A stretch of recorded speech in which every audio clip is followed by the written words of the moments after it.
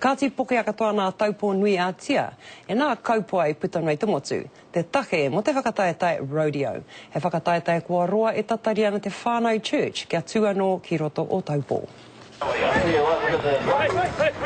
He whakataetae kātahi anō ka hoki mai ki nā ringa whakahaere o taupō nui a tia.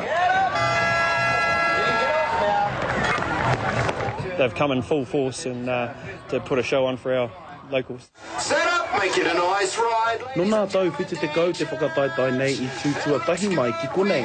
He kawenga tukuiho ki te whānau church, he whānau rongonui mō I nei mahi.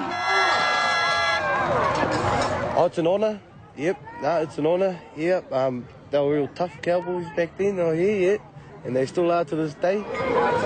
E hara noa rātau he toa momuri. Momua hoki. Yeah, no, we have our days, good days and bad days. I think it's more the love of doing it. Yeah, it's in our blood to do the sport.